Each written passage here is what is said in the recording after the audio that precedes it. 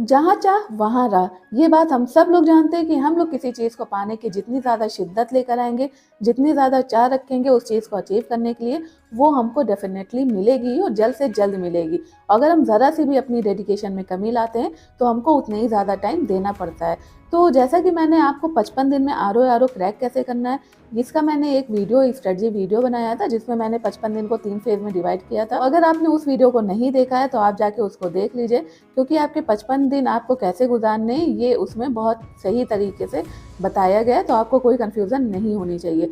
और उसके बाद कुछ बच्चे मुझसे कहे थे कि मैम हिंदी के लिए एक अलग वीडियो ले आई, क्योंकि हिंदी एक बहुत मेजर रोल प्ले करता है, 60 क्वेश्चन सिर्फ उसी में से आते हैं। तो वैसे भी मुझे लाना था, बट आप लोग ने बोला तो मैंने सोचा क्यों ना 55 दिन के साथ मैं हिंदी की भी स्ट्रेटजी शेयर कर दूं।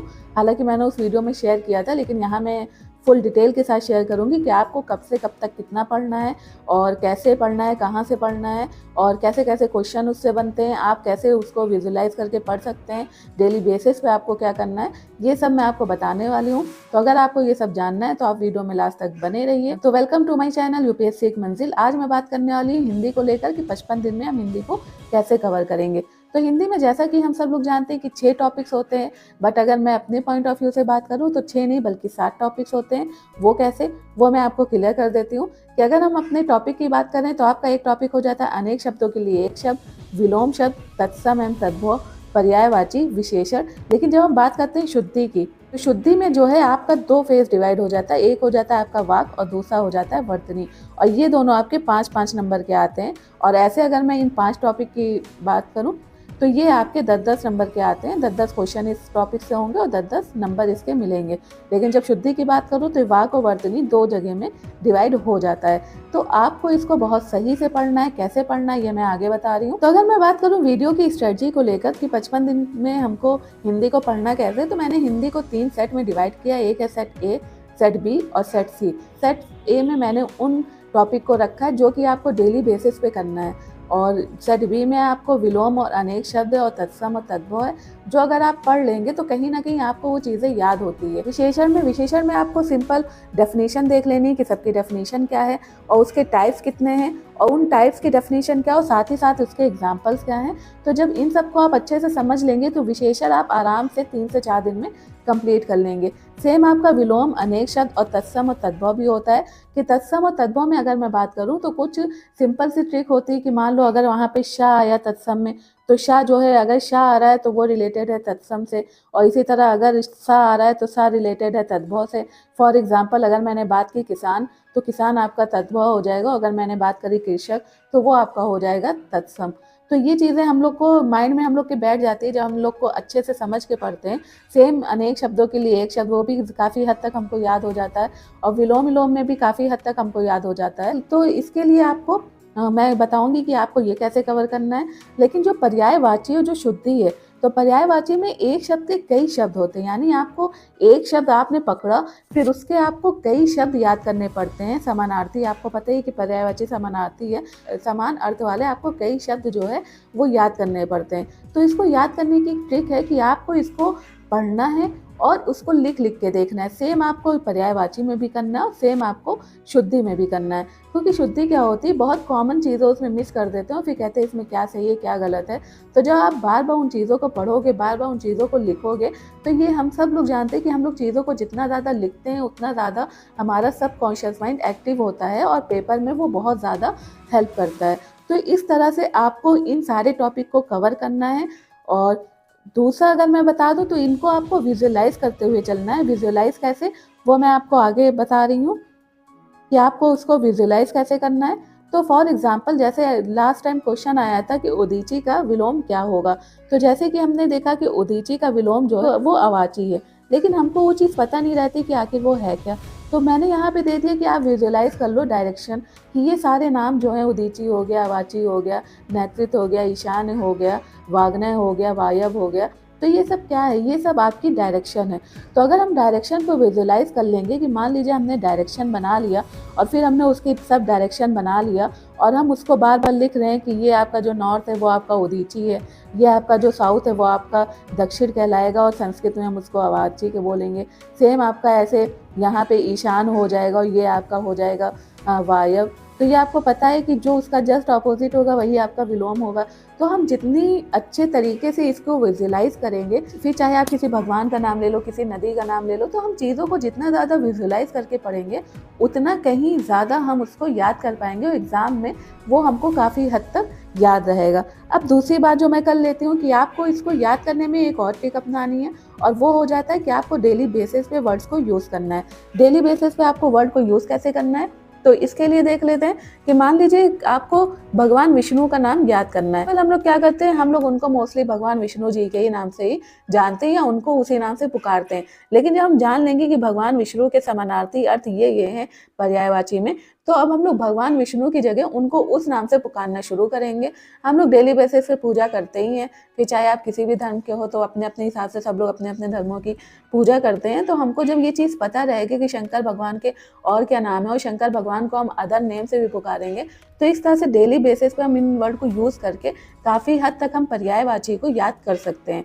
तो पर्यायवाची को याद करने के लिए मैं आपको कुछ चीज़ें बता देती हूँ। तो सबसे पहले मैं सोर्सेज बता देती हूँ। तो जैसा कि आप कोई भी यूट्यूब चैनल फॉलो कर सकते हैं जिसमें आपको सिंपल ट्रिक बता दी जाती है कि तत्सम और तद्भव को कैसे पहचाने, विशेषण को कैसे जाने।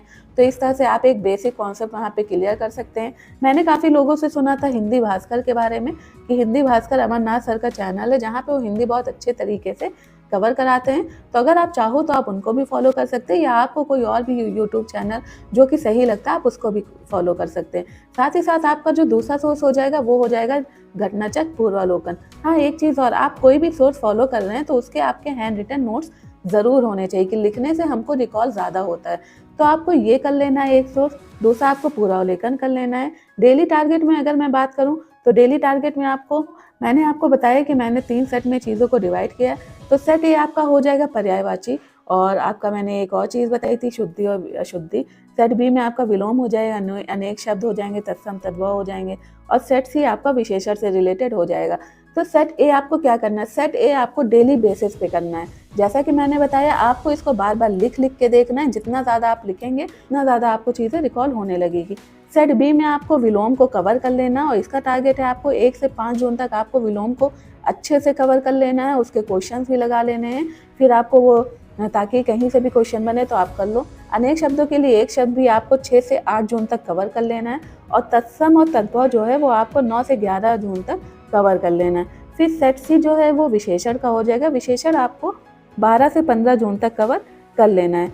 तो इस तरह से आपको हिंदी को कवर करते हुए चलना है। और क्या करना है आपको उसके लिए साथ ही साथ रिवाइज करना है कि आप जो भी पढ़ रहे हैं, मान लो आपने पर्यायवाची के 5 शब्द याद करे तो नेक्स्ट डे फिर आपको 5 शब्द याद करने, तो ये आपका गलत है। आपको 5 याद करना है, प्लस आपको 5 जो है वो रिवाइज करते हुए भी चलना है जो आपने लास्ट डे में पढ़ा था। इसी तरह अगर आप और क्या करना है, आपको घटना चक्र को 2 से 3 बार आपको कंप्लीट करना है। आपका एग्जाम है 27 जुलाई में, अगर आप आज ही से शुरू करते हैं तो आप आराम से 2 से 3 बार घटना चक्र को कंप्लीट कर सकते हैं। और इतना करने के बाद ही आपको जून तक हिंदी को एकदम घोल के पी लेना है, घटना चक्र को तो एकदम घोल के पी लेना है। तो आपको आराम से आपके अच्छे खासे नंबर इसमें बनने लगेंगे। और उसके बाद क्या करना है, आपको 25 जून के बाद से टेस्ट सीरीज़ कोई भी ज्वाइन कर लेनी, कोई भी देख लो, क्योंकि ज़्यादातर चीज़ें जो अगर देखा जाए तो उस लेवल तक तो मैंने कई टेस्ट सीरीज़ देखी, तो उस लेवल तक तो मुझे कोई ऐसी टेस्ट सीरीज़ नहीं मिली। बट अगर आप चाहो तो आप कोई सी भी टेस्ट सीरीज़ जो आपको दिखे, जो आपके दोस्त फॉलो कर रहे हैं, या ज़्यादातर जिसकी डिमांड ज़्यादा हो, तो आप उन टेस्ट सीरीज़ को फॉलो कर लीजिए और उनको ज़्यादा से ज़्यादा आप सॉल्व करने की कोशिश करिए। सॉल्व करने की क्या, आपको खाली सॉल्व नहीं करना कि आपके कितने सही कितने गलत हुए, हर उसमें आपके 4 ऑप्शन होते हैं। आपको उन चारों ऑप्शन को अच्छे से रिकॉल करना है, अच्छे से देखना है कि उन चारों ऑप्शन का आंसर क्या है। उसमें आपको ये भी पता रहता है कि कौन से शब्द ऐसे हैं जो कि एग्जिस्ट करते ही नहीं हैं, अस्तित्व में है ही नहीं, लेकिन वो क्वेश्चन में दे देते हैं और हम लोग उसको लेकर कंफ्यूज हो जाते हैं। तो आपको ये भी पता चलेगा। साथ ही साथ आपको PIQs करना है। एटलीस्ट आपको 5 साल के PIQs को कवर करना ही करना है। 5 साल के PIQs को कवर करने से आपको ये फ़ायदा हो जाएगा कि आपको ये पता चल जाएगा कि कौन से सबसे ज़्यादा वर्ड आपके उसमें पूछे जा रहे हैं, तो आपका एक तरह से रिवीजन होगा। तो PIQs को आपको बिल्कुल नहीं छोड़ना है। आप भले ही टेस्ट सीरीज़ कम लगाओ, लेकिन PIQs आप जितने ज़्यादा सॉल्व करोगे उतना आपके लिए फ़ायदेमंद होने वाला है। तो ये थी आपकी स्ट्रेटजी कि किस तरह से आपको 55 दिन में हिंदी को कवर करना है। तो ये तो था हिंदी के लिए कंप्लीट स्ट्रेटजी। अगर आप चाहते हैं कि हाँ आपको डेली बेसिस पे मैं टारगेट दूं जीएस के लिए और हिंदी के लिए, तो कमेंट्स में आप कमेंट करिए कि हाँ आपको डेली टारगेट चाहिए, तो मैं आपको डेली टारगेट भी देना शुरू कर दूंगी कल से। उससे क्या होगा कि आपको क्लियर माइंडसेट आपका हो जाएगा कि आपको ये टॉपिक इतने इतने दिन में कवर करना है या इतने इतने घंटे में कवर करना है, तो आप आसानी से उसको कवर कर लोगे। तो अगर आपको डेली टारगेट चाहिए तो आप मेरे कमेंट बॉक्स में ज़रूर कमेंट करिएगा। और साथ ही साथ अगर आपको मेरे नोट्स चाहिए तो आप उसके लिए व्हाट्सअप कर सकते हैं, और टेलीग्राम पे आप जुड़ना बिल्कुल ना भूलिए, क्योंकि उस पर नोटिफिकेशन और जो भी इंपॉर्टेंट टॉपिक्स है नोट्स है वो मैं आपके साथ शेयर किया करती हूँ। कर लीजिए, सबकी लिंक ऑलरेडी डिस्क्रिप्शन बॉक्स में। और आपको नेक्स्ट वीडियो किस टॉपिक पे चाहिए आप कमेंट बॉक्स में ज़रूर बताइए। आपको किसी भी तरह की कोई कन्फ्यूज़न हो तो आप ज़रूर बताइए, क्योंकि आप हैं तो हम हैं।